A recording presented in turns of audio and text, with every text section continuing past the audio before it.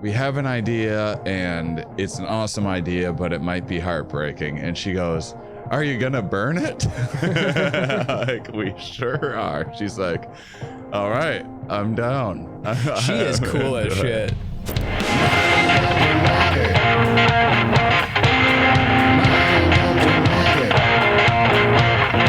Keep on sounding, honeys.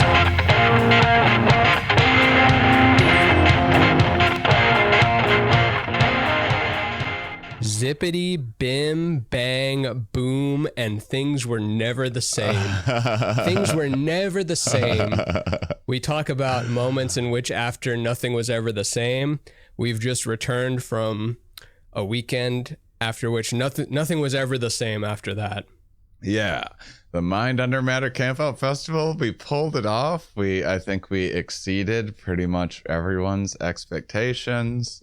Without a hitch. It was amazing. In fact, there was a couple of hitches, and I might have described this to you before, but it's like the volleyball almost went out of bounds a couple of times, and you like leaped way out of court into the audience and smacked it back, and so the ball never actually went out, but there was close calls, but no one is the wiser. No one's the wiser. That's what's important. No one knows all the fires that I put out You did nothing but I thought like a fun, I don't even know how to say it yet, but like an art piece for it is like me kind of having fun while you're in the background on a Segway with like a bucket of water towards a fire. Well, I mean, I got to enjoy it on a different level, on a level that no one else got to, because I got to see, like, Banana and I just got to see all of the vision happening and things going off seamlessly from anyone else's perspective except ours, because we were just able to manage things. I didn't get to like enjoy the festival as a fest goer, and next year I'm going to, and so I'm so happy that you were able to. That was an important aspect. And how will you do that next year? Lots more planning, and me having like personal, like some of the top volunteers just to be right hand thing. And then there were things like lighting that happened where we realized we needed more lighting in Artist Row, and and that could have all been done far in advance, and then I was the only one that had experience driving a cherry picker, so like I was the only one that could do that stuff. And cherry picker was great. Yeah, I mean, I love being up in a cherry picker, but I was on a cherry picker, the cherry picker or boom truck, the things that they repair like phone lines and stuff with, for the audience that is unfamiliar. And so I have, from my factory work time, I have some experience driving though. It's been 20 years. Yeah. You were a natural, and you were driving it from the like platform, not from like behind the wheel. You're like on the platform thing, driving it straight, and it didn't make sense. It was fun when I got to have a couple people up with me, because then they got to see how busy that I actually was, because I'm steering the thing into some tricky spots in the trees while taking phone call after phone call after phone call, managing things. And so those people that got to see that were like, oh, you are endlessly busy. I remember hanging out with, like, I got a few moments to hang out with Ben Seidman and Mike Kaplan and Zach Sherwin one night, and I was just like, it was the end of the night. I'm like, oh, it's endless. I don't get 2 minutes free, but maybe I'll have a couple minutes now and we can hang out. And then a phone call comes, and I'm like, all right, meet you at the med tent.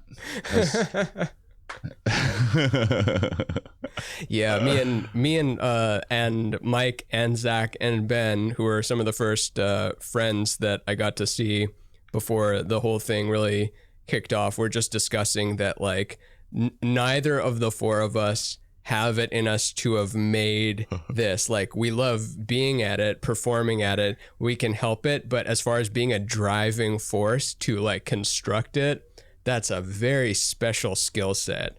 Well, everyone stepped up. We had a bunch of good volunteers, but then more importantly, because the volunteers were doing what volunteers are supposed to do. But what really saved the day was all the people in the community that that were up for running to go and get ice with it, because like, oh, only one person has a truck that's available that I know of, and I can get them out, or Tony, who was Tony Torpedo, or Tony, what was the nickname? The construction worker who like Tony from Outhouse. Toledo. Yeah, Tony from Toledo. Yeah. I was very determined to get that damn outhouse built, and it would have taken me a long time because you got yelled at 8 times, right? So it was Soup, awesome. If Soup is not part of the zeitgeist officially yet, because I forget if we've talked about him a lot on air or if we've just talked about him on phone calls, but Soup is he's the owner of the retreat, Lakeside Retreats, and Life is Art Productions that does all the lighting and everything. That was we had state of the art lighting. He is good at that, and I had him as my first live Rainbow Brain Skull guest, so that'll be coming out soon. And just absolute mensch, absolute like character, just lovable guy, but just he was similar to you in that just always running off in like 100 different directions, like doing something, getting no sleep.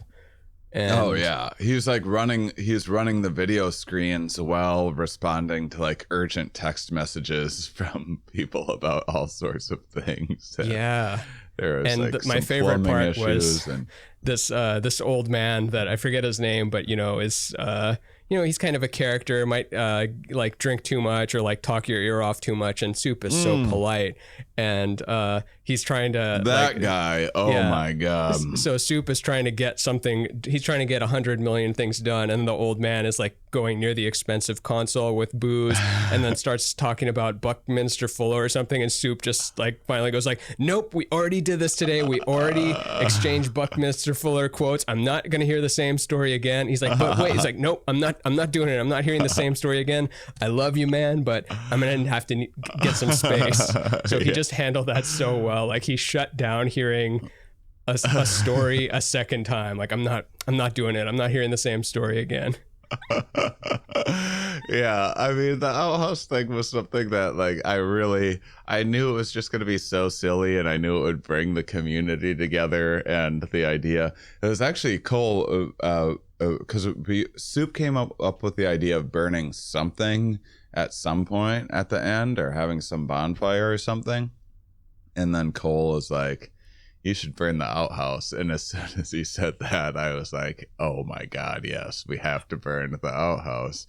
And then I had to call. This was months ago, because Cole came to visit out here and helped me plan a few things. And then Mindy Fisher, no longer to be referred to as Mindy Kaling. In fact, I'm going to refer to Mindy Kaling as Mindy Fisher now, because Mindy Fisher is a more important Mindy in the whole world, regardless of whether you're but what is the screen name? Ornaglyphology, I believe, is the name. Yeah.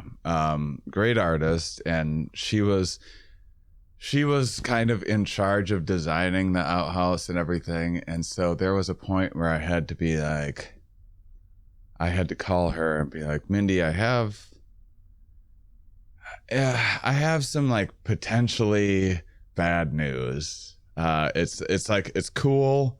It's just at first she's like, "I need to take care of the poop." I'm like, "Oh no, I got that sorted out," which that is a task. That is a whole thing to figure out. That was what the fight was about, that Soup was afraid that shit was going to get everywhere. And you stood your ground. That was a non-negotiable. You like just would yell right back. And I didn't yell right back. I laughed at him while he was like, yeah, what's your plan? You need to have a plan for this. He was, I mean, Soup's the best. It was like, can you talk about how it came? I mean, you might be getting to that, but can you elaborate on how it slowly came together and the miracles that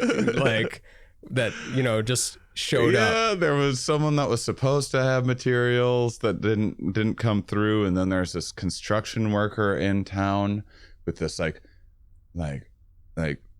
3 weeks out or something. I found this person who wrote, and I'm looking through their Instagram, and they had built this amazing custom outhouse, and I'm like, oh, this saves everything. And then they did help a little bit, but they like reworked the design to make it super tall. It was like 18 feet, right?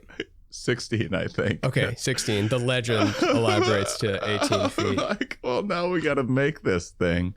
And it was a pretty simple design, but still, I haven't done framing in ages, and I wasn't good at it when I was doing framing. And so yeah, there were a lot of changes. So when I called Mindy, I was like, yeah, we have an idea, and it's an awesome idea, but it might be heartbreaking. And she goes, are you gonna burn it? Like, we sure are. She's like, all right, I'm down. She is cool as shit. Yeah, Mindy's awesome. And so then like getting the materials and everything. So the thing, if you do a bunch of outhouse research, there's no good. And I know people are gonna be like, well, are they just gonna recap an outhouse? But it was the cornerstone of all of my drive, because I needed to anchor all of my responsibilities around silliness, or I just like couldn't work up the motivation to work as hard as I could. But when I'm like getting yelled at about outhouses and stuff, I'm like, I'm absolutely gonna do this now. I was having doubts before I got yelled at, and now I'm definitely going to make he helped it happen. Here's the epic stuff that happened. So it was like Wednesday night, and the construction was, so I looked into outhouses, and there's like a compost toilet where you have to turn the damn thing every time you use it. You have to turn waste. That's beyond medieval. And then there's an incinerator toilet, and they just happen to, because at the property they've tried many iterations of like waste management, and one of the things through the years, and they happened to have this incinerator toilet. The things are insanely expensive, and they just burn it all. I'm like, that's it. That's the solution. But it takes like an hour and a half to burn one thing, so you like can't use it for an hour and a half. So I'm like, damn it. And then talked with the construction guy who's like a house that he's fixing up. I'm staying at, and he's like, well, we have the septic tank around, and we have a toilet for that, so you can use that. So problem solved. Then you can just have the porta potty people come and empty that, because most outhouses are meant to be like used and lived in, not to have porta potty people come out and clean it. So that was the solution. You have the porta potty people deal with it. And then on like Wednesday or something like that, Wednesday or maybe Thursday morning, he drops off the toilet and septic, and he's like, all of these parts here, they aren't going to work the way that you need them to. You're going to need this straight part. I'm told you can maybe get them at Lowe's. And so I'm running around, I think maybe on Wednesday, and I'm looking everywhere for this thing. I can't find it. I do some research online, and I find something even better than what he told me to look for. That was just, I'm like, oh my God, this is gonna work. And it was overnight shipping. This is like 7 p.m. and it was gonna get there like 8 in the morning somehow. And so then I go back And Soup's like looking at the toilet and septic, and he's like, "What's your plan? You have to have a plan." I'm like, "I got it." And he's like, "That's not a plan." And I'm like, "There's a construction guy here. We're gonna get him to help." And I have this perfect piece. He's like, "How are you gonna put this together?" I'm like, "Tomorrow morning, I'm gonna have this piece." And then in the morning, we had all woken up early, and he had a conversation with Brad, and Brad was like, "Yeah, there's no way that thing is going to work." And I had thought they already saw my piece. I'm like, "It's not going to work. How is that possible?" And then I go and I find the piece that was delivered, and I show it to Brad, and he's like, "That is the best possible piece you could have gotten." And then him and Soup hadn't communicated about that, and so then the toilet, and then Soup. So then I go over to Soup, and I'm like, Soup's like, "The outhouse is done. It's not happening." I'm like, "But I have the perfect piece." And I go, "Look, I have this," and he goes, and Brad was like, Soup goes, "Did you just tell this fucking guy he can build an outhouse? You just told me it wasn't gonna happen." And he's like, "That was before he showed up with the miracle piece." It was the miracle, like, Holy Grail Da Vinci Code, like, puzzle unlocker that, like, made the whole thing come together. So silly. And that's maybe like the highlight of the festival for me, because the stakes were very high. There was a lot of tension, and then like once it started building and people started painting it and stuff, it's and like, we've got a time lapse. Is ridiculous. McCool got a time lapse of the building of it. We've got footage of the inside, which is beautiful. There's fairy lights. There's like purple mood lighting. There was a big fern in it. People would walk in and be like, "This is a really nice bathroom." And so it got used a lot. That thing was full. As the person who had to disconnect it at the end, I can tell you it was the cup overflowing. It was slishing and sloshing in there. I didn't want to be near that thing. And so you talked about its birth, which was the construction of it, the finding the pieces. There's the middle part, the using of it, all the campers enjoying it. And then flash smash cut to the end where Soup gets his Elon Musk Boring Company flamethrower and torches it, which also, what's that guy's name? Jesse, the fire expert guy. There was a fire expert guy. His name. There happened to be a fire expert. Yeah, he just happened to be, and he looks the part too. He looks exactly like a guy that. Did you see him walking around it after it was on fire? Like just like chest out, like this is where I belong, near the flame.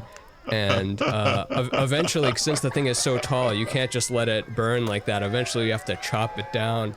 And so he took an axe to it and chops it down, and it was such a piece of art.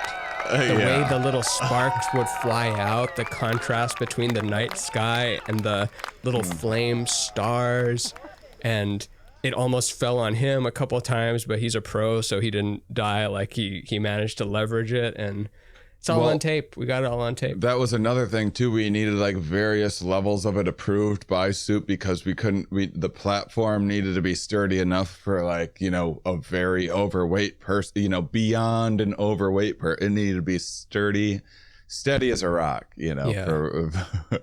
I wonder who our biggest person was. I wonder who weighed the most. I hadn't really thought about it. It just didn't matter. It just needed to be strong enough where if there was an orgy in there, that it was going to hold without it breaking. Which there may have been. I wonder if that happened too. Because it's a big ground. It was a big and nice inside, so someone might have banged in there. Yeah. I wish I would have, looking back on it. I should have banged in my biggest accomplishment. Yeah, you'll never get to again, not the first one. Not the first one. And then I believe it's Soup's idea that instead of making it bigger and bigger every year, we make it smaller and smaller every year. So next year it's like 10 feet and then 8 feet. Eventually it just becomes bite-sized and you just light it on fire with a match. we didn't get to use Mindy's original design because someone else got involved. And next year we're doing Mindy's design, which is more complicated, but not by much. And it's going to look even cooler. It's going to be more like an octagon, and 2 toilets with a wall divider with a sliding confessional like on each side, so both people can open it at the same time. You have a confessional. What about just the need siren? to figure out the water. Way more lights next year. It was just everything was so far behind that we didn't do as good a job with the lights as we would have liked. But we had, the top was open, so it was like ventilated really well and everything, and because of that we were able to have the lights on the inside. Did you see it lit up at all at night? It was beautiful. It was so nice. No, I enjoyed the whole fest. I was, with the exception of like, I'm not in the medical tent connecting wires, but anything fun wise, like you talking about music or wellness area stuff or 4 a.m. jam sessions under the Pisces new moon, I'm doing all that. I saw all of that stuff. Yeah. I was especially proud of the Jamboree area. We're scaling that up a little bit next year. Which one is Jamboree area? Wellness? The late night area, where there was late night jam session area. In the main field where the fires are? Yeah. Oh, okay. I thought that was just kind of impromptu. I didn't know that was an official Jamboree area. Yeah, that was an official. Yeah, the Desert Honeys were the official like anchor of the they killed it. Area. Yeah, and that's why all the fires were around there, which will spread more out into the field next year. More porta potties in the field. That was a blind spot. People had to walk too far, and then there was, but also, it's going to be, the field stage is going to be an actual stage next year. We're building an actual stage, and it's going to be in a slightly different area in the field. And then, but along, like the way in which the fires were set up for the Jamboree area, we're going to have some set up for maybe like a philosophy area or something. I'd love to philosophize there. Yeah, because I could get some philosophy professors too to kind of kick things off and start with some subjects and stuff like that. And then we could just have a free form conversational area too. More fire pit stuff for late night will be good. I had too many things to manage. I built like 4 fire pits, and that's all that I had it in me. That was plenty to do. Yeah, it worked. Of course we'll want more year. But having professors there was super cool. Like seeing Dan Ariely just walking around in the pouring rain with his like research assistants, and didn't seem to be having like even slightly a bad time. Just seemed to be like, yeah, this is fun. Reschedule it to the next day. Getting to perform in a jazz quartet behind Dan Ariely, my God. Yeah, that was awesome. I wish I could have seen the whole thing, but of course I got pulled away. But I sat you see down. The beginning? I saw probably more of that than most anything else in the festival. Did you hear how we got the guitar player? I almost turned my phone off, but I'm like basically not allowed to do that. Reed, the guitar player, had to leave, so we were missing a guitar player, and me and John Hargett were just looking around like, what do we got to like find someone. And then we saw one of the volunteers, Mercurius, like just had a guitar case strapped on his back, and we just ran up to him like, is that a guitar? He goes, yeah. We're like, do you play? He goes, yeah. I'm like, do you want to be in our jazz quartet? And he goes, I don't play jazz. And we're like, even better. Get in there, like just play the wrongest, most out solo you can think of. Just don't make a face that you're making a mistake. Like no matter how weird you feel about it, just make a like this is supposed to go this way face. And he did great. He sat right in. He dropped in exactly where he needed to, and he was part of the Arielys. Dan Ariely and the Arielys. Yeah, it was really awesome. And he because we had some really heavy rain on Saturday, and it was, if it was gonna rain ever, if it was gonna do that, it happened at exactly the right time. If you had to designate, if the god of weather was like, I'm going to drop Poseidon. this on you, yeah, Poseidon was like, I'm going to drop this on you during your festival, and you get to pick the time. It picked the best time because Ben Seidman would have probably said delay it another like 20 seconds because our magician Ben Seidman was in the middle of his finale trick, which I've seen before. It's an insane trick where he basically collects a bunch of random numbers.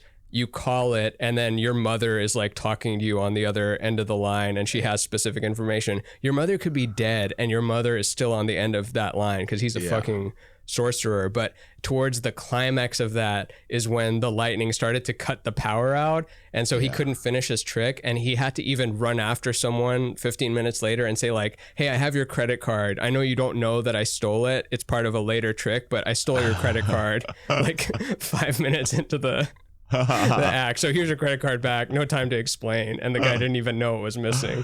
That's hilarious. But Dan Ariely was even down to because we had a little concert in the. Fortunately, who was booked to play at that time was Slick Mahoney's, and it's just a 2-piece, just a drum and a guitar. Yeah, they killed it in there. They rock, and it was about the best possible band to have in the big yurt too. And so that was special. Yeah, I wish I could have been in there for that more too. Slick Mahoney's were because I saw them at Casual Campout, and they were the number one band where I was just like, I want them. Because like around here, there's various bands have various like levels of a following and are like this and that far along in their career or whatever, and Slick Mahoney's are like kind of newer because they were some other band that broke up and then they started, so they're not at the same level as a lot of the other people that popularity wise. But I was like, that doesn't matter to me. I care about booking the best music that I have available, and those guys, when I heard them at Casual Campout, I was like, whatever they're following, I don't care. That they're amazing. Yeah, they did great. Yeah, that was so much fun. Yeah, and like now, remember earlier, I mean, what's great about this show is that we have documentation of before the show even exists. So we have episode 0, we've got all through it. We have the inception of the Campout, and early on, like when the Campout was first announced, and I'm like, I don't know. What even is that? How are we going to pull that off? I don't know, Tommy. Are you sure this is right? And now that we're like past it, I now have to go along with any idea you come up with. I have to now. Oh no. I have to go along with it. I must. I can't not go along with it because now I feel like a fool for ever having any kind of hesitation like, but shouldn't we do it a year later? Like, do we have enough following to do it? But it was perfect. It was, in fact, if we had a lesser following, it probably wouldn't have been as good. And if our following was too big, that probably would have made it not good. But it was the just right amount for the first one, and everyone was so cool. Every last motherfucking human. Other than me losing a boatload of money, which is fine, it's an investment. But I am happy that the numbers were what they were, because there was already so much stuff Banana and I and Soup were managing with the number of people that were there, and being a first year festival, and some like food truck issues and stuff like that we had to manage. Tell the audience about the food trucks. What food the one lady said. Suck, it turns out. Yeah. Fortunately, or is that already on a live episode? Catering. No, it's not. Fortunately, we had a bunch of awesome. I got screwed over by a lot of people food truck wise. There was someone that was supposed to do all of the breakfast every day and then some, and some of the lunch and stuff too, because we knew that food trucks didn't like taking chances on first year festivals and stuff. And I thought I had the right person, the person that connected me with them. I like checked and double checked. I'm like, I'm putting a lot of responsibility. There's going to be like a lot of people that are going to be not getting fed if this guy falls through. And then sure enough, like a week before the festival, he's like, oh yeah, I can't make it anymore. And for no reason, as right? I was told, like, oh, he's solid as a rock. He might have had some sort of, who knows what he had going on. It was irritating regardless. And so I scrambled, got a bunch of food trucks to fill what he was going to do. And I had booked him volunteers with a bunch of cooking experience to help him. And so that was like, I was like, well, I guess you guys still get a free ticket because it's not your fault this guy canceled. And they're like, well, we'll cook or do whatever. And thank God they were there because they were amazing. Surat, right? Surat and Josh, who's the other one? Yeah, Josh. Not to put you on the spot. Tim Carpenter was another person with them who's helped out with a few things over the course of Mind Under Matter and even before. And they came through. They saved the day on a couple of occasions. Yeah, one of the food trucks, this is the craziest one, which was Sunday morning at 8 a.m. is a food truck that was like, I should have never even booked them anyway. It wasn't great breakfast food. It was like New Orleans style stuff, and not everyone's going to like fish that. gumbo. Yeah, for breakfast. But they had like breakfasty things, but it was like too much fried stuff and whatnot. But they filled a spot in a hurry, and we were in a pinch. And we encouraged people to like bring their own stuff and whatnot too. The other thing about our festival that we had to manage is most of the time when there's a festival around here like this, most people are well prepared and know what it's like to be at a Campout festival and like bring their own stuff and like are pretty self-sufficient and take care. And we had people flying in from all over the place that were not self-sufficient in any way, had no idea, like had never been to a thing like this, that's probably my favorite part of the whole festival is people like that came, because 50%, I think, when we asked during the first live recording, like, who's never been to this before, 50% were like, I've never been to something like this. Yeah. And so, I mean, I knew people like that were going to have the time of their lives for the most part. There was a couple people you could tell who wasn't going to have a good, there were a couple people that were anxious the whole time, and then they were just anxious like leading up to the festival, and like me managing their anxieties and stuff. And then sure as shit, they're the ones that have the most like complaining and anxiety at the festival as well, because that's just their default personality, which is their own thing to figure out. Will they still come back, or were they like, this is the last one of these I come to? I don't know. I would hope that they'd come back and maybe grow from it a little bit. But everyone there was I'm talking about like 2 people. But everyone there was so awesome, and I just knew that if I could get people out to something like this, it would be such a magical experience, and it was. And so that was the other thing, is with the 300 people plus volunteers plus artists plus ones for the artists and things like that we had. So, like 500 people around. Like if it would have been 500 like more experienced people, that would have been one thing, but it was like, half of those people were new to doing something like this too. So it was a lot more to manage. So I'm happy there was simply no more work that I could have possibly done. You couldn't even have done the stuff you did do. You couldn't do the thing you actually did. I slept for 2 hours a night for the entire week of the festival. I've never burnt the candle on both ends so hard in my entire life, as I'm like, I found these Kirkland signature frozen alcoholic pops. Love them. Strawberry, watermelon, lime. That are so good. They are. It's such a good deal. And they kept me going through as well. And so, yeah, but like... You also started smoking again, like you had given up cigarettes for a while, and then when you ran over your foot with the golf cart, Yeah, you ran over your foot with the golf cart, and then after that, like later, I just see you with a cigarette, and I'm like, oh yeah, he can't take it anymore. He's got to use the lifeline.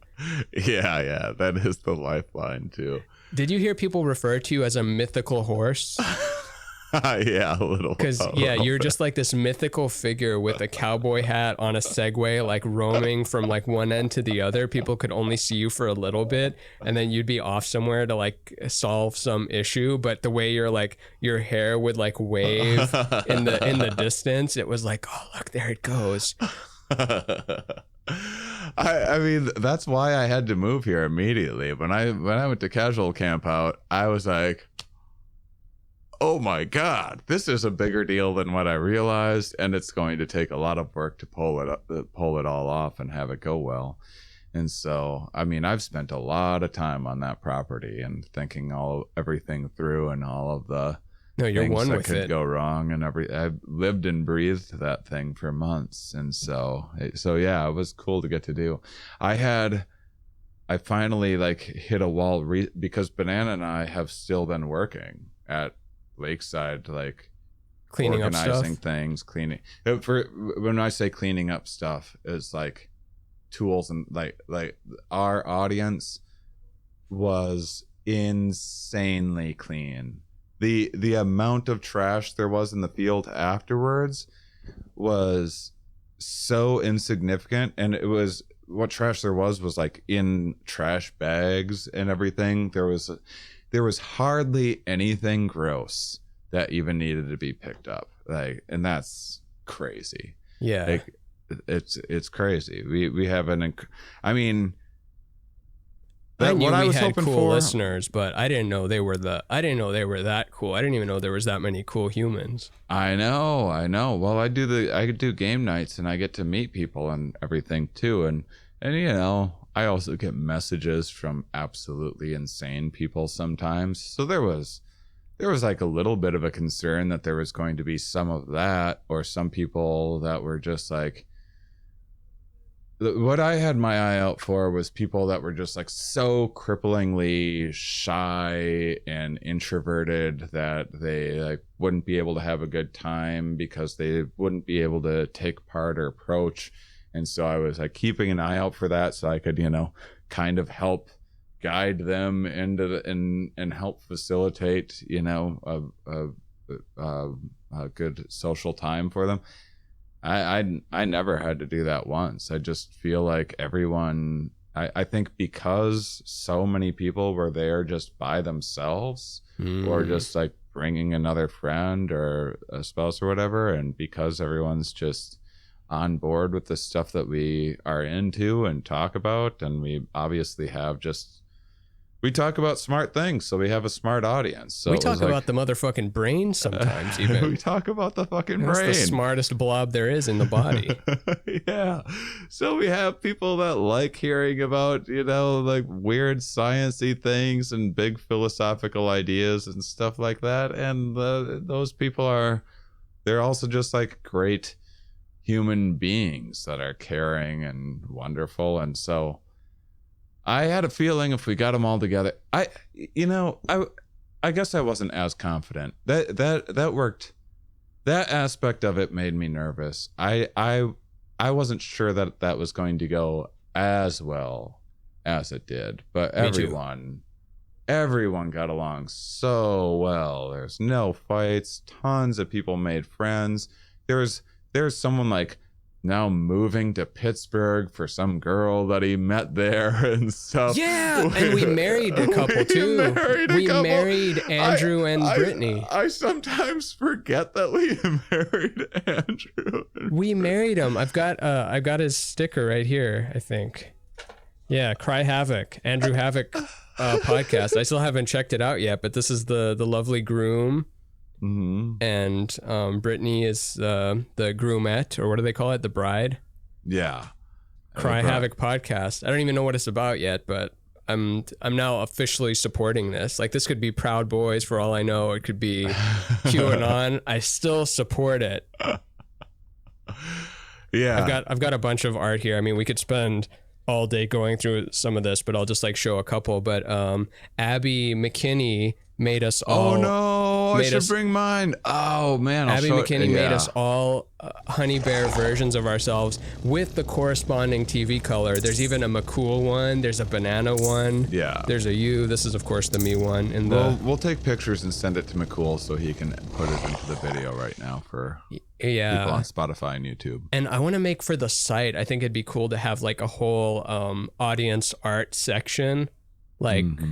Of people that have been to the fest or made art about the show or even like close to it, just have that and link to them so we can have it all in one place. That would be good. Art that people made during the fest, even if it's not Mum related or whatever, that would be really nice. Anything that was made there. I was thinking that I wanted to put it out there to people to I thought a cool page for the festival could be like someone sending their favorite selfie from the fest and then a little quote about the fest, because all of the social media posts and everything, I was too busy to even share stories during the festival. I've been sharing stories consistently since it ended, but that was one thing. Like, people shared so many things, and I wish like Rhiannon and I would have just had 3 seconds to go in and see the stories and just share them, but that's how busy. Maybe we'll have a social person by then. Yeah. Like just doing that, like a live documentarian for just those 3, because I didn't do that either, which I don't really share stories like in the moment either, but I'd like to. And a lot of people didn't. I feel like everyone was so in the moment that it wasn't about like getting the likes and seeing that, because there's always something going on. So why would you want to be on your phone when there's this band playing, there's this person on a paddleboard doing a handstand, this person's spinning fire, this person's solving cancer, this person's yelling. It's nuts. Know. I didn't take a single picture, which I'm not a big picture guy anyway, but I did regret not taking a few pictures. Me too. I would have liked to have, because I did this. But we had Cool though. Oh, we had taken in everything. Oh, of course, and we're gonna have so much awesome footage and everything. But we had, the segue videos that I made of the tour around the grounds. I would have liked to have made basically that same video, but while it was happening. Oh, and then splice between. Yeah. And then think of how that evolves over the years. Yeah. Because now we're committed for 5 years. Mm-hmm. We're at least going to do it for 5 years, but I think we got to do it forever. Yeah, I think contractually we have a 3-year contract with Life is Art and Lakeside Retreats, which is awesome. And we're just thrilled to be working with them. Obviously, it was funny because my ambition outpaces reality a lot lot of times. And not this time, and it worked out. But originally, when I thought of the idea, I was like, we do it this year here, and then it was always my intention to keep on doing it at Lakeside. At Lakeside, but to also maybe do a West Coast one and everything. And there is no way we're doing another region next year. It will take. First off, we have to get one down so well that I'm free most of the time to like hang out with people and stuff. Yeah, because that's a big part of why people were there, and I felt bad that I didn't have more time to be social. That's why I'm so happy that you were around. But yeah, people said I was essentially the PR thing, like, when someone comes over for dinner and then maybe one of the wife or the husband is just in the kitchen the whole time, and then one person is in the living room being like, oh, so how do you get those oil paints to stop from drying so quick or whatever? And yeah. And even Banana, like, people are going to want to meet Banana and everything more too. And she was so busy. And yeah, did great work. She got the wrong end of my anxiety a few times as well. That's just when you're running a festival, there are like fast moving parts, and it's a high stakes thing. No, I'm surprised you haven't like bitten each other's heads off after 7 years. We are after this first off, we've always had a great relationship, but after this festival, oh my God, it was like going through war with one another. It was war. We have a much stronger bond now. Yeah. But it was, but for the people that you're keeping safe at home for the war, what good times we had. Oh, yeah. The other thing was, quite honestly, I was not 100% sure about what the quality of Artist Row was going to be like, because not only did we weren't going to tell any of our mummies that like, no, you can't bring your art to our fest or whatever. But also, even when I knew people were good artists, a lot of them hadn't done something like this before, or were flying in, and we were rushing around to try to provide pop-ups and tables and stuff for people. And I didn't know how much stuff people would bring. I didn't know how much would get done during the festival. And I went around and made friends with some local artists around here, which really added quite a bit, because we had at least 10 local artists that. Do you remember who was local? Really awesome. Ashley is local. Ashley was Molly local. I mean, this might not be interesting podcast stuff. I can look this up later, but I feel like they were at least Molly North Carolina, if not Chopin, like the composer. Molly Chopin, Elemental Choice, Sabrina with the Elemental Choice, the black and white. Etchings. No one was bad. We either had great artists or really good artists, but yeah, we didn't have anyone that was mid to bad. I was blown away by that. I mean, and that's a big part of what made everything so special. I was not even just the quality, but I was worried there wouldn't be enough to fill the space, because there was we were looking like maybe we're gonna have 15 booths or something like that, and I wasn't sure how much there would be in the way of booths, and instead we ended up having 30. And next year, more science booths as well, because we only had one. But if we have a few sprinkled throughout, that would be really good. That is one of the main compliments I got on the thing, which I loved accepting compliments for the festival. Any organizational compliment, I'm like, thank you. It was a lot of hard work being on the ground floor and doing all that. Maybe I only got one uncomfortable thing. It wasn't even that bad. The only uncomfortable thing was someone was looking for the showers, and it was on the first night, and I just didn't know where the showers that weren't the ones I used were. And she was like, oh, you don't know? Are you a volunteer or something? And I go, no, I'm one of the guys. And she's like, you're one of the guys? You don't know where the shower is? I'm like, no, I'm sorry. Yeah, next year I've already figured out how to manage that. Plus we had shower problems, which was another thing that I had to manage. But then next year we're supposed to have showers.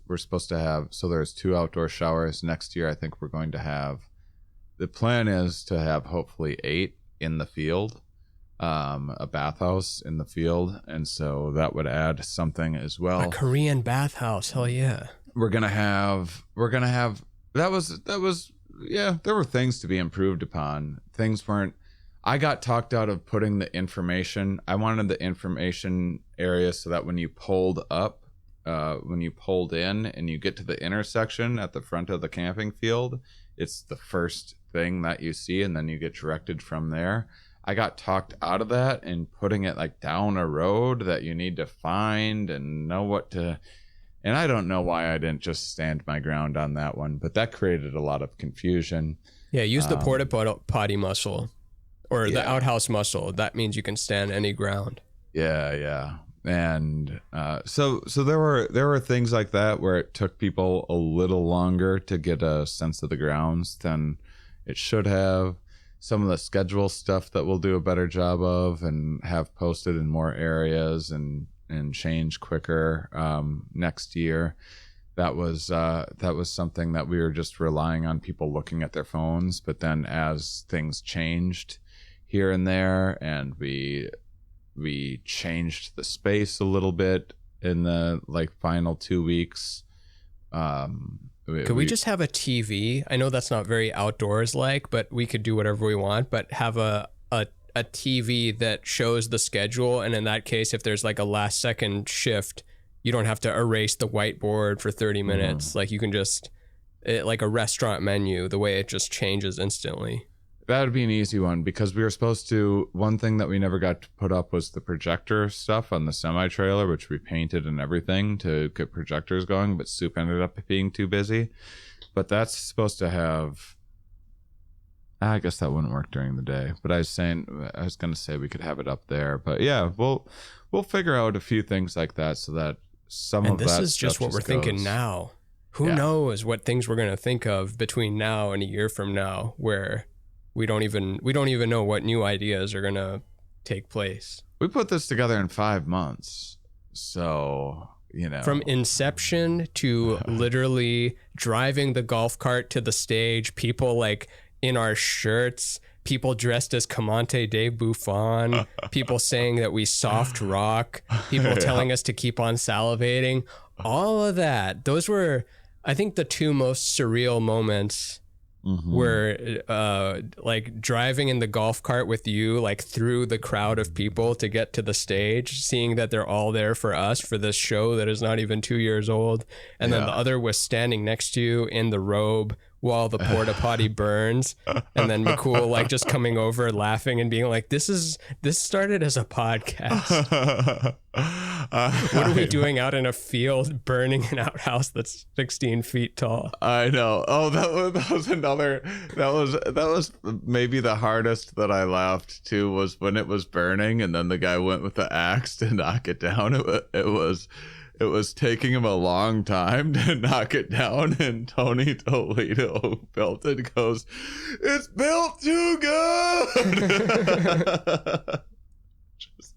Was. By the way, that's like, if you're here next year, what you want to do is get involved in the community projects, because that's like Tony and I and Mindy and I, we had so many wonderful bonding moments and such incredibly like hard laughs, because when you're working on a thing and building a thing that's for such an incredibly stupid purpose, it's amazing, and like serious stuff needs to be done for very serious health concerns, safety concerns.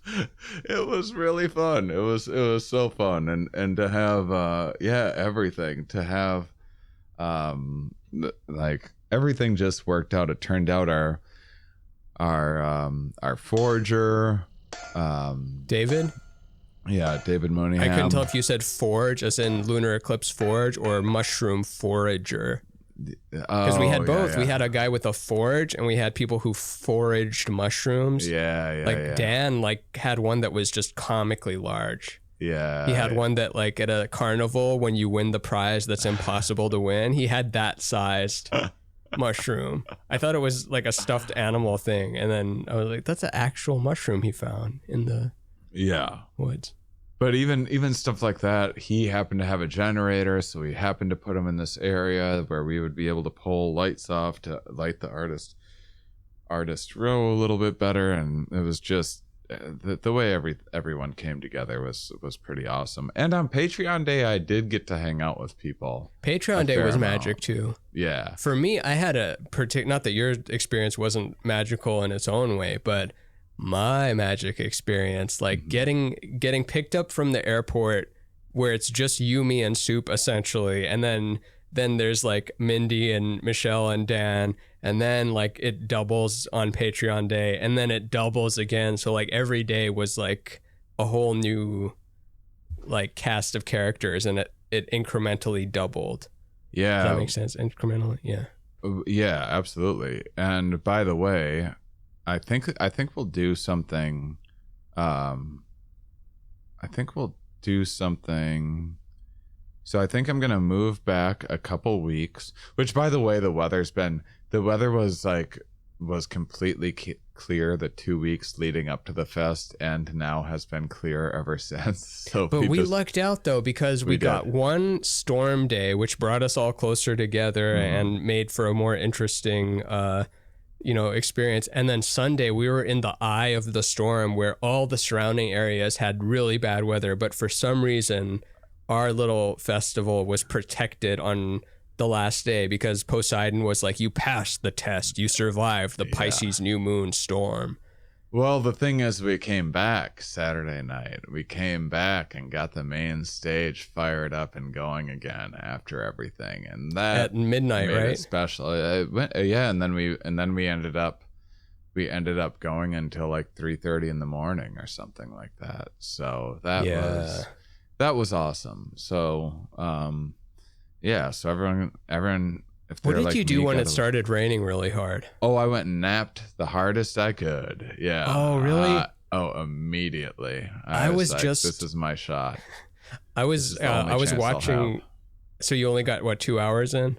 Not even. No, because I got woken up. I went and napped, and I got woken up about 30 minutes later by Soup and Bones. Bones is the music manager, and they're like, we need to go over the schedule and what we're going to do and who we're going to cancel.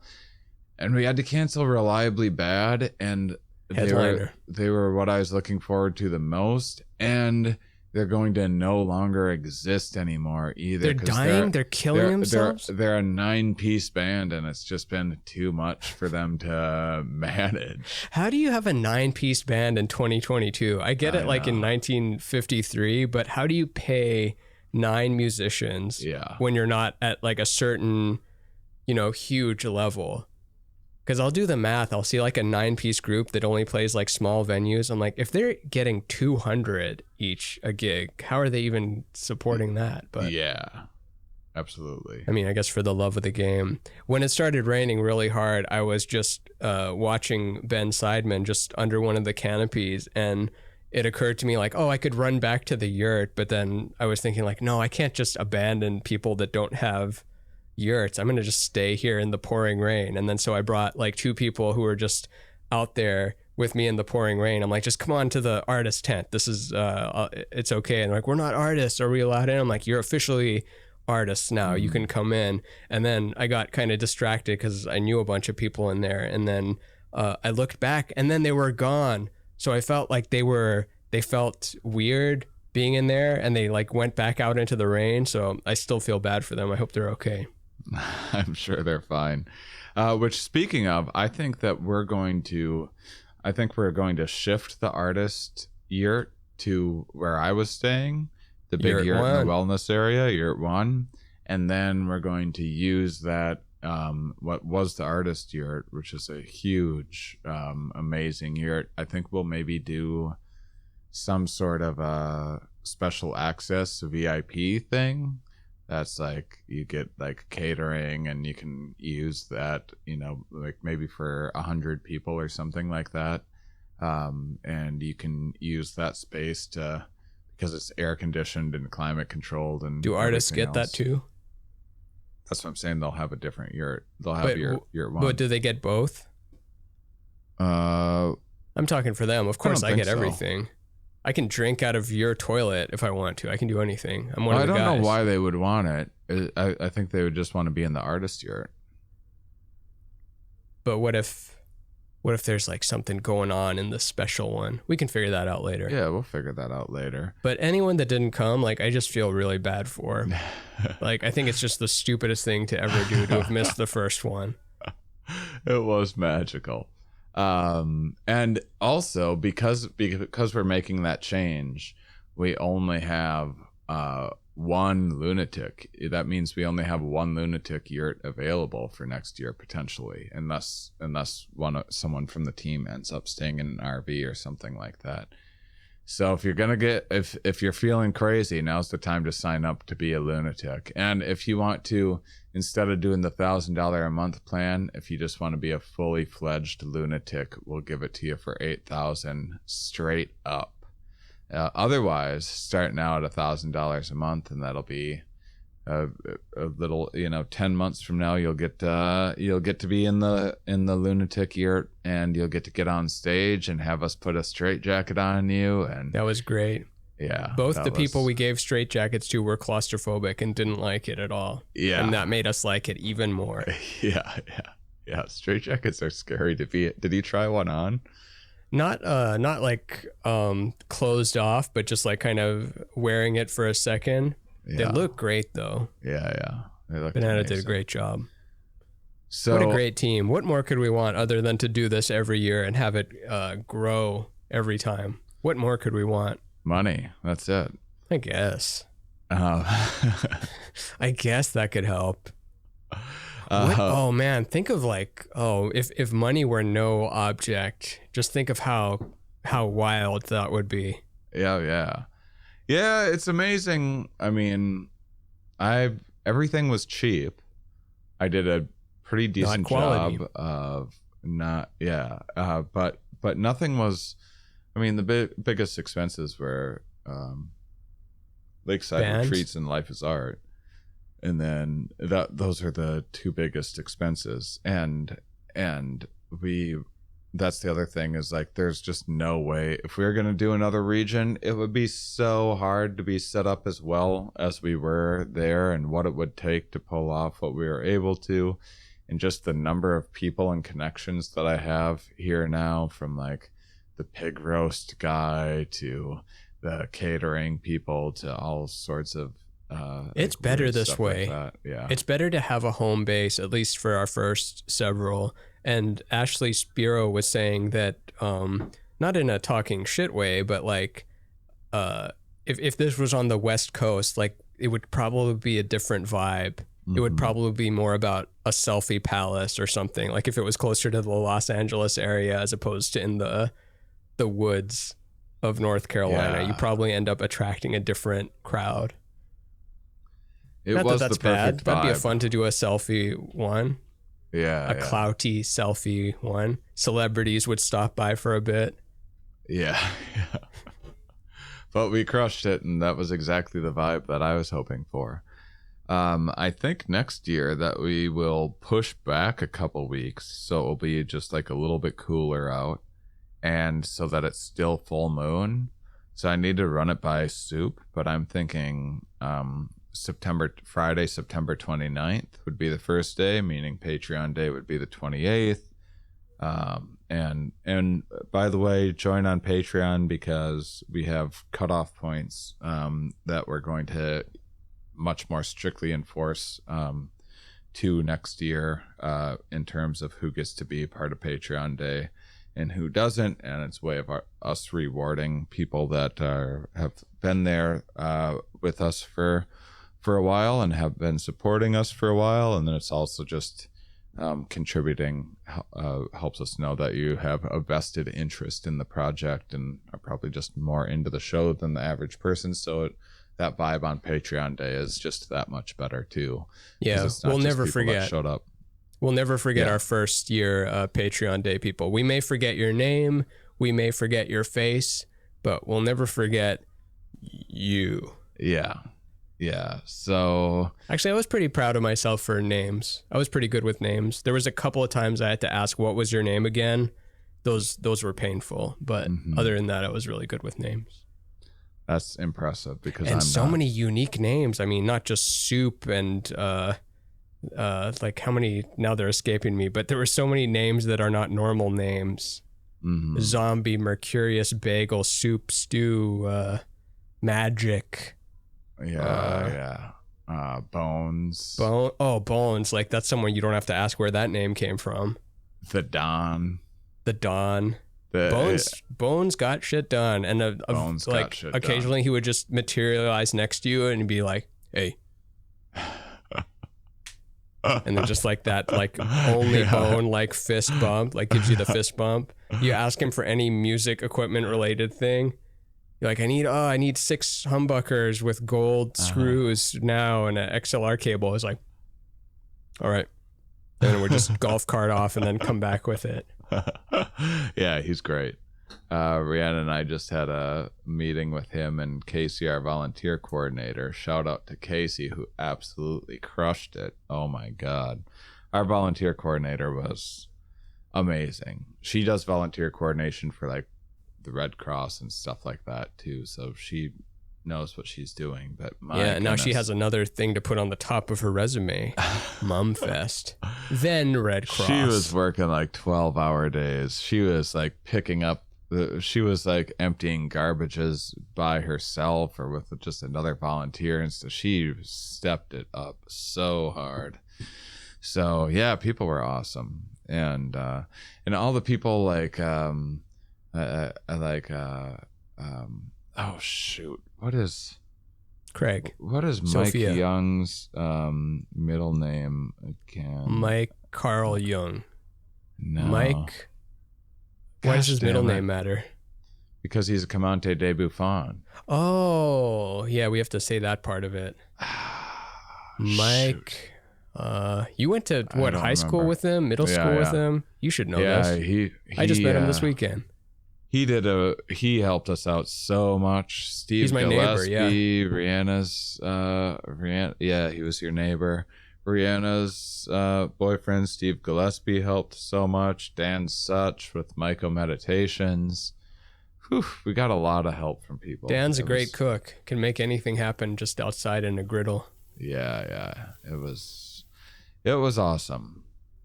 So and it'll never be the same. It will be better, but the world will never be the same after that. There is pre-MUMfest us, and there's post-MUMfest us, and there's during MUMfest us. That's my favorite. I could live in MUMtown. Who wouldn't want to live in MUMtown, with the exception of what two people you said were like slightly uncomfortable. Yeah. In the setting, but it was just it's everything you could ever want. Yeah. It was just like a couple people that like couldn't handle the rain, like, oh my God, everything was ruined by the rain, and I might just call it early, and I'm gonna cut my losses. Like they're talking about not coming Sunday and stuff, and I was just like, well, FYI, anyone that left yesterday and didn't stick around really missed out, because Saturday was fucking bumping. When the rain stopped and we fired everything back up and went around on a golf cart, we were like, the main stage is back up. And then I found like 6 rolls of boat carpet and threw out a bunch of dry boat carpet for everybody. That was amazing. It was amazing. It was worth the rain to have that special experience. So I don't need you talking to the community who's not there and trying to enjoy from afar how everything was ruined because of a storm, because that's just your own anxious shit. And I loved that the locals just they get it. They get the rain. They're like, yeah, this happens. It's rain. Yeah, I mean, I asked him ahead of time. I'm like, I mean, I did the research. It looks like there can be, some weather issues around this time. Like, it rains, it's just, that's how it goes. You go to events, it rains sometimes. But it was so much more poetic that way. There was a beginning, middle, and end, because if it was pure sunny good all 3 days, then it kind of all blends together. But this way there was like the perfect sunny kickoff, the oh no lightning storm power shut off, what do they call it, the mid, that going into the underworld part of the Joseph Campbell Carl Jung story circle thing, and then Sunday the re-emerging, the rebirth, the ending, the beginning, middle, and end. We had it. Yeah. And we had we had, what was I gonna say? But that's one of the reasons why I'm moving it back a couple weeks too, because just statistically there's just a slightly lower likelihood of extreme weather a couple weeks back, and then it's a little bit cooler, and so it'll either be that date or the second week in October. But I'll be here to find out what the temperature is like. You're gonna still live there, right? Year round? Well, I'm gonna start touring.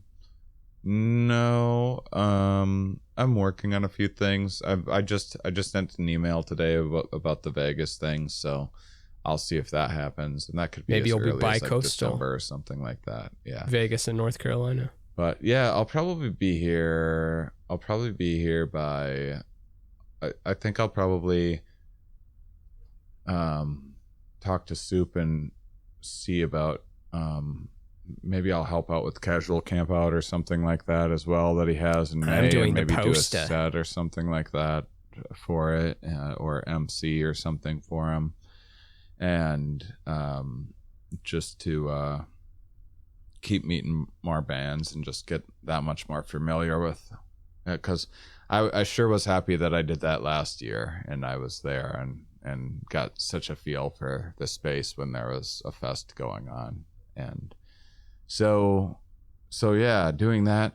And thanks so much to everyone that like PayPal'd and Venmo'd me donations during the fest, because oh my god, but I budgeted for things and I thought we were like, oh, I think we'll break even, and then week of the fest I just started hemorrhaging money just everywhere. Like things come up and you're just like, here, just take money, just go, just fix this, just go to and if it weren't for people donating and things, whew, that money would have ran out, and like you wouldn't have a background.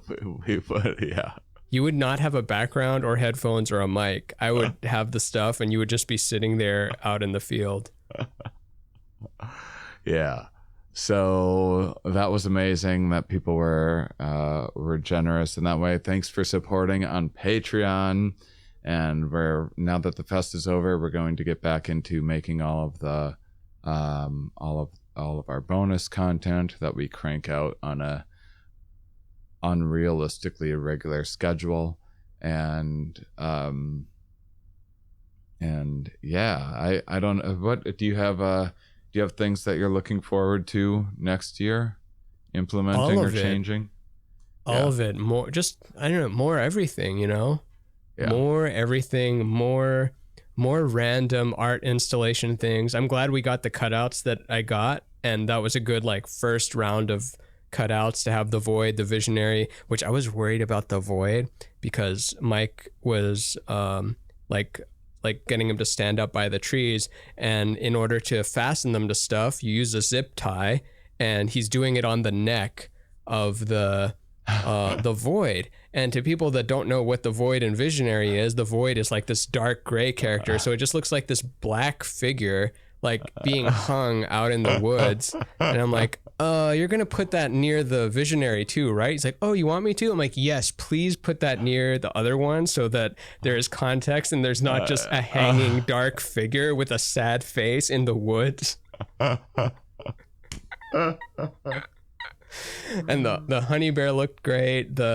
Or the Rapunzel stuff on the stage. Yeah. Rapunzel, yeah, more stage stuff. I think decorating the stage was an oversight. We didn't think about that enough. We had someone that was supposed to make a huge mural on the other side of the stage, and they fell through for various reasons. They're lost, because I want to do that. I want to have more cutouts on the stage. We had 2 good cutouts on the stage, but that and random stuff to be discovered, like whoever made those paintings in the woods where you like had to walk through the woods and there was like 8 different paintings. Little stuff like that is fun. Little hidden Easter egg treasures for people to find. Well, hopefully if we do okay with pre-sales and stuff next year, and now I've also figured out, you know, some marketing things and stuff like that. And first year festivals are always people taking a chance, but now everyone that was there knows how amazing it was and isn't just going to book a ticket right away, I imagine, but also try to get as many friends as they can to come to experience it as well, because we have, like, for as perfect as it might have felt with that number of people there, that's because I worked hard, like, leading up to a couple weeks ahead of time, consolidating everything so things didn't feel too spread out. But we have plenty of room to expand and to keep that same, like, nice loose vibe with more people. Yeah. So it will feel like if we have double the numbers next year or more, it will feel like the same amount of people. but better. But better. Yeah, it'll feel better actually. Yeah. But it won't feel crowded, but it will feel better. Mm-hmm. And no one has this. Like, think of any other podcast or institution. And a lot of people were saying that so many music festivals, like, it kind of brings a douchiness to it. Not that music is inherently douchey, but like, of course not music is douchey. What am I even saying that for? The like EDM specific festivals, it becomes about one thing. That's the focus. The art is an afterthought. Everything else is an afterthought. It was all kind of equal. Like, the art was not lesser than the music, lesser than, they were all like synergistically building this world of fun. Probably my favorite thing was, and this is another thing that I was unsure of. I mean, I was pretty confident in my vision, but another thing that I was unsure of was how many people are going to be interested in a science talk, at a festival. And obviously science and science communication and promoting scientists is something that is near and dear to my heart and something that I'm very passionate about. And I had a lot of fears that there would be, like 3 people around to hear a talk or something like that, and that it was going to be awkward. And those were pretty well attended. I mean, stand-up was better well attended, which is awesome. But those are pretty well attended. And so yeah, there's things that can be done. Like, if we expand, we can have a dedicated science stage and a dedicated comedy stage and things like that. So it definitely, it would feel the same in every space. It would feel like the same number of people in every space, because there'd just be more activities going on. There were a lot of things that I tried to make happen this year, and the budget just simply didn't allow for. But like, no one leading knows. up to the festival, no one knows. No but one I knows know, what was missing. and I know what can scale up and everything. But it was like, okay, 4 more tickets are sold. Oh, okay, now I can unlock this thing.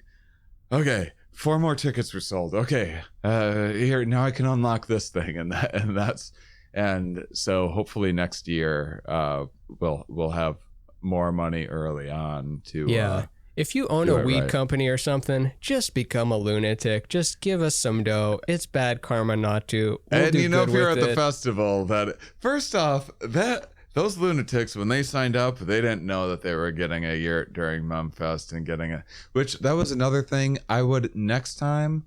See, I thought they deserved, I thought it made the most sense to have them on the closing ceremony, because I was really nervous about the opening ceremony, and I don't think we'll air it because it was so just like in the moment and stuff too. What about Patreon? Can we just put it up for Patreons to see it?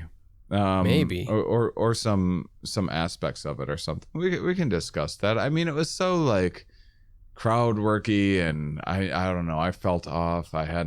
We hadn't performed in front of a live audience before, and I mean, let's just upload the MP4 to the De Buffon level or something. Yeah, we can do something. Or maybe we'll like save it and then we'll air it like a year from now or something for context. Well, we're putting together some footage and things and splicing. That's true. Maybe we don't need to burn it.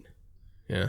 But next year, I'm putting the lunatic in the opening ceremony, because then they'll be like a celebrity through the festival, because then everyone will know them and know that they're there, because we wouldn't have had the festival. If it weren't for the 2 lunatics contributing that money, we wouldn't have had the seed money to launch. Oh yeah, we'd still have like 480p cameras right now. You wouldn't be able to tell which one of us is which. Yeah, we'd just be these like blurry blobs. You're like, I think that was Shane. Which your voice is, I guess I'd never like been out in a big field with you before. I'd been with you in various buildings and stuff, but never out in a big open field in the woods. But your voice is recognizable within a mile radius. Like we'd be looking for you and be like, yep, he's here. Yeah, my voice carries. And you got to hear that when someone forgot to pick up McCool. That was so good. Yeah, Steve forgot to pick up McCool at the airport, and we were just on the other side of the lake, and we just hear you just go like, will someone pick up their fucking phone? And then like, what's going on? And then I think it occurs to Rihanna or something like, hey, wait, weren't you supposed to pick up McCool? He's like, what time is it? It's like, oh, it's 1:47. What time were you supposed to get him?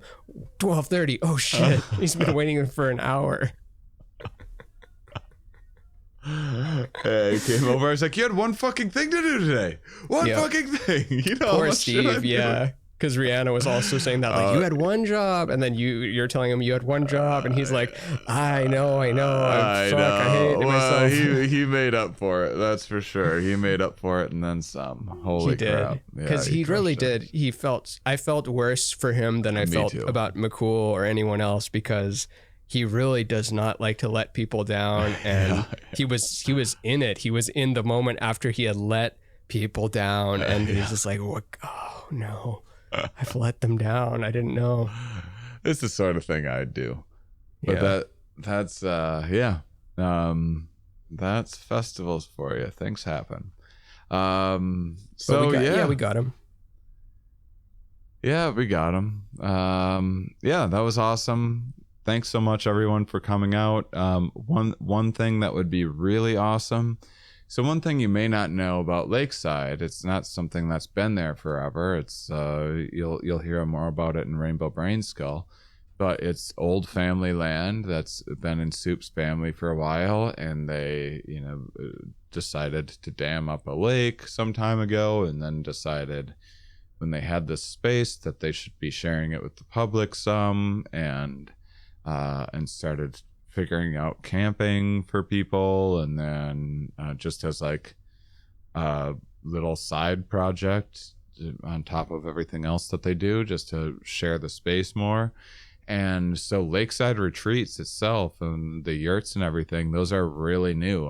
I helped build the yurt 6, right? Or yurt 5? Yurt 6. I helped build a yurt 6 in May. That's how new they are. And I hung out in it. Yeah. And so if you want to help them out, I just looked today, and you can get one of those yurts for like under $140 a night. So like the same price as a hotel room. Instead, you can have a yurt. But if you go to Lakeside, if you Google Lakeside Retreats, if you want to write a Google review, don't say I was at the Mind Under Matter Campout or whatever, because we don't want 100 of like the exact same things. Not that 100 people are going to do this, but it'd be awesome if they did. Our crowd might. Our crowd might. They're awesome. But just talk about how beautiful the area is, and how you're looking forward to coming back, and that sort of thing. Because it is, and staying at, I've now spent about a month total living in a yurt, if I combine all of the time that I've spent in those, and they're amazing. I did not miss I mean, of course I wanted to get back home to Yosh, but in terms of like the building stuff, like I could live in the yurt indefinitely. I was never like, oh, this is roughing it. Like I just acclimated immediately. I'm like, this is good. Oh, I could live in a yurt. And I guess I was spoiled in that my phone still worked, and I made a hotspot so I could still watch Star Trek at night. I think that was Tuesday or Wednesday. I get a text from Ramin. He's just like, I'm a yurt boy now. Yep. Yurt boy for life. Yurt boy. And I love that there's a yurt emoji. Of course there's a yurt emoji. Is? Yeah, I sent it to you in the text. Yeah, wow. Type in yurt, it becomes an emoji. Wow. Tent equal to yurt in the emoji. Yurt actually superior, but... Yeah, by a long shot. Yeah, and here's a little secret for you. If you are in the area and you want to get a place at Lakeside, Fridays and Saturdays are the busy days, so you can get it and everything. And there's only 6 of them on the property, so it's not like you're surrounded by people or anything. But if you really want to experience something special, extend your stay, or don't go on the weekend or something, and just like get it during the week, because you'll probably be the only person on the property, which I have been several times. And when you're the only one staying on that 340 acres or whatever it is. It's amazing. Oh yeah, it's absolutely amazing. It's a great magic place paradise. to bring a lady. Great place to bring some friends. I've done both. It's fantastic. And so write them a review, because if we're partners. We're partners now with Soup and Lakeside and Life is Art, and we want them to be successful so they can keep adding things like more showers into the field and more lighting around and things like that. All that stuff costs money, and so the more business they have, the more they can make the space better by this time next year. So let's get them more business is going to be. And it's where MUMtown is going to be. Yeah, permanent MUMtown will eventually be there. Wasn't that crazy? That's classic Soup at the end when he's just like, "Oh, if I showed you the field where you could put MUMtown," I'm like, what? We've already tested it. We could actually build yurts in a field that you own. Yeah, you can zoom around and solve problems. I'll be the like socialite and decorator of the town. Banana gets other stuff done. McCool documents it and also has a good time. It's MUMtown. All we need is 4 yurts the size of Yurt 1, the one that I was in. And then we have one giant yurt, like the artist yurt, for a communal space and entertaining and stuff like that. And then just have them spread out far, and like the thing in the center, the communal one in the center, and then 4 spread out, so we have a little bit of privacy. Yeah, that would be an amazing. As the prophecies have foretold since episode 4 or something, very early on. So bizarre, this show. The little show that could. The little show that could not only build a giant outhouse, not only get hundreds of people to use it confidently and like compliment it, like coming out of there being like, that's hundreds of people. They're like, that's a really nice outhouse. The fern, it adds so much. The spaciousness, the newness of the toilet. Oh yeah. I mean, next year I want more lights on the outside. Someone did have an air horn in it, which was a nice touch. I was against an air horn until it happened, and I'm like, that's nice to let that sucker rip. And getting everyone to say, "We all do it," in unison as it burned. Another great moment. Too silly. Well, thank you for all the work that you put into it, all the art and everything. The standees, we just ran out of budget and time, essentially. But next year, there's no reason why we can't have 10 times the amount of standees. Maybe we can get bulk pricing on it. Well, there's certain things like the water stations like that people were looking for, but there's like 16 of them around. So you make one good water piece, and then we just make 16 copies of that, and then it dresses up the space without extra work. We need a water character. There's a lot of things like that. Yeah, we could do a water episode. We could do a water episode. Because we still have to do regular episodes. Although, I know that we got that one bad review when we did 3 Campout episodes in a row, and they're like, "He's talking too much about the Campout." 3 stars. Now I can't argue against talking and planning against the Campout. It's too special and important. It's too special and important to be put to the wayside. Yeah, name someone else doing something like that. I mean, no one. I mean, like Bert Kreischer went around and did a tour. It's like, well, if you want to be in a baseball stadium, like watching a comedian on a big screen, I'm like, okay, that's cool, but that's a different thing than like camping out with people and making a shitload of awesome new friends. I haven't been to Dan Cummins' one, so I can't speak to that one. I'm gonna go next year. But Dan Cummins is great, by the way. Dan Cummins is awesome. Of course he is. He's fucking Dan Cummins. Yeah. But other than that, that's the only thing I can think of that might be in the similar family of MUMfest. And there's no way it could be as good as ours. Ours is just like we just have too many connections. We have just too many. Yeah, we are just set up too well. Yeah, you're right. Theirs is trash. Ours is the best. I'm sure his is amazing, and I can't wait to go to it. I'm going next year for sure. I was supposed to go this year. Just got. When is it? Maybe I'll go too. Yeah, we just should. As a little research. We should definitely go. It's in like July, and maybe I'll probably go next year too. So there'll be other ways to do things like this. You go to Dan Cummins' thing next year too, which will be even further. The other thing with moving ours back 2 weeks in advance, or 2 weeks back rather, is that it won't be conflicting with Burning Man as much. Even though Burning Man was officially over, it was like the weekend before. And then it won't be conflicting with people going back to school and stuff. Their kids getting back to school the first week back and everything else, which is, a nightmare for parents, or very busy for parents anyway. No, I was amazed that people went to Burning Man and then immediately came to our thing. Yeah, we had someone all the way from Australia. Mm-hmm. A Too Easy. We did a real Too Easy. We had some Brits, we had some Swedes, we had some. That was amazing. Yeah. Some Vegas high rollers. Yeah. It was awesome. So thanks for the Patreon support. This is how we pay off our incredible amount of debt from the Campout, and keep things going. Yeah, it's like it will always be in debt. Like the whatever money happens this year is probably going to also go into debt for next year, but then the next year one will.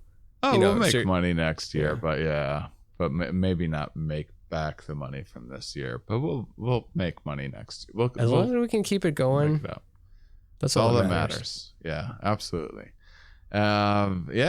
So thanks so much to everyone that came out. Thanks so much to everyone who got involved and supported and helped out and made new friends and made those memories so special. And I got a lot of laughs from people too. Like a lot of our audience is like also very funny, and it was just great. It was pure magic. Yeah, a lot of good characters. So can't wait to see you next year. We're going to be doing lots of other stuff in the meantime, putting together new tours and things like that. And until next time, keep on salivating, honeys. Ding.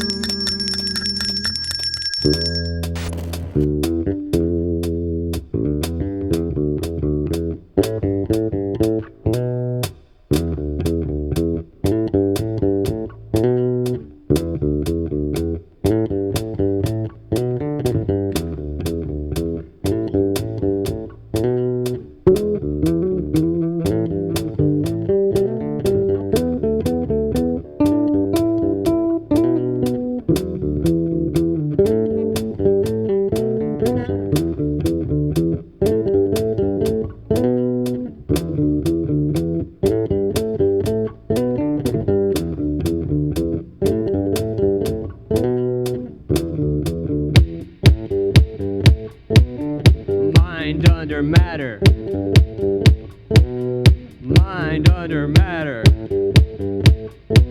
Keep on salivating, honeys.